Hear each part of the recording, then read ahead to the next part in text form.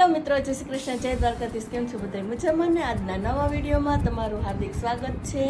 અત્યારે ઉનાળાની ફૂલ સિઝન ચાલુ થઈ ગઈ છે અને ગરમી બહુ જ પડે છે અને કેશુબેને તો છે આખી અળાયુંથી હવે ઉભરાઈ ગઈ છે. એટલે છે કેશુ માટે આપણે બનાવવાનું છે ફ્રોક. કેશુ માટે મસ્ત મજાનું કેશુના અંકલ છે ને મારી રીતે છે ને એક ફ્રોક મોકલું હતું, એટલે એને આપણે લઈ લીધું સેમ્પલ. કેશુબેન જો અત્યારે છે જોવા મળ્યા છે ફોન, એનું ફેવરિટ કામ કરે છે. અને આપણી પાસે બહુ બધું છે ને ડ્રેસ સીવા આવ્યું હતું ને ત્યારે તે વેસ્ટ કાપડ બહુ બધું પડ્યું છે અને એમાંથી મેં આ રીતનું કાપડ સિલેક્ટ કર્યું છે. જોઈએ કેવી રીતે બને. આ રીતનું આપણી પાસે બહુ બધું છે ને વેસ્ટ કાપડ પડ્યું હતું ડ્રેસનું ને એનું બધું નાના નાના એ રીતે કર્યું છે. તો આમાંથી આપણે કાપડ સિલેક્ટ કરવાનું છે. તો આ એક પ્રકારનું તો મેં આ રીતનું કાપડ સિલેક્ટ કર્યું હતું, પણ આમાં તો જોઈએ કાપડ પૂરું થાય છે કે નહીં આખા ફ્રોક માટે. અને સેમ્પલ માટે મેં લઈ લીધું છે ટી શર્ટ. હવે આપણે છે ને કટિંગ કરી પહેલાં દોરી લઈએ, પછી કરીએ કટિંગ.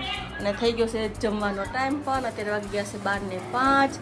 કેશુબેનને ભૂખ પણ લાગી છે, એટલે છે ને પહેલાં કાપડ થોડુંક સમેટી લઈએ અને પછી કટિંગ કરી અને રોટલી પહેલાં ફટાફટ બનાવી અને જમી લઈએ. કાકેશી ભૂખ લાગી છે ને દીકા?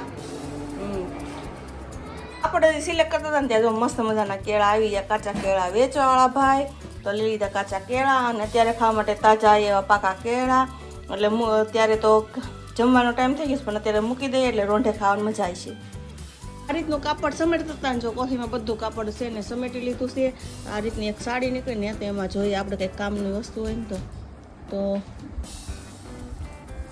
એમ આપણે છે ને આ રીતનો કેશુ માટે બનાવ્યો હતો બ્રોઝ. વચ્ચે ટાંકવા માટે એક સ્ટોનની જરૂર છે. હવે જો આમાં સ્ટોન એડજસ્ટ થઈ જાય તો સારું, તો લેવો નહીં કાગીશું. એટલે આવી રીતના પિંક એવા સ્ટોન છે, સેમ મસ્ત મસ્ત સ્ટોન, પણ પિંક કલર છે ને એટલે એમાં કંઈ બહુ સેટ થાય નહીં. બ્લુ ને એવા કેવા સરસ સરસ છે સ્ટોન. આ પબડી કેટલી મસ્ત મસ્ત છે કે શું.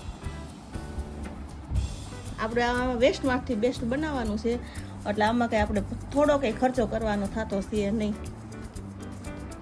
બીજું કેશવી મળી ગયું જો આ વ્હાઈટ કલરનો પલ કેવો મસ્ત છે. હા જો કેશુબેને છે ને તોડી તને લીધો જો. આની પર મૂકતા કેટલો સરસ લાગશે. લાગે છે ને સુપર. વેસ્ટમાંથી વેસ્ટ આપણે બની ગયું. આ બધું રાખવાનું જ છે કાકેશી. આ બધું મટીરિયલ આપણે સાચવીને જ રાખવાનું છે. એટલે છે ને ક્યારેક ક્યારેક કામ લાગતું હોય ને તો આપણે કામમાં આવી જાય. કેવા મસ્ત મસ્ત સ્ટોન છે. કેશુબેન તો મન મોહી ગયું. રેવા દે બેન, ક્યારેક કામ લાગશે. મિત્રો જો અમારે ડિનરમાં છે મસ્ત મજાનું દૂધી દાળનું શાક, રોટલી, કાંદા ને છાશ. ને કેશી બેસી ગઈ છે દૂધની શાક જોઈ મોટું બગાડીને બેસી ગઈ છે.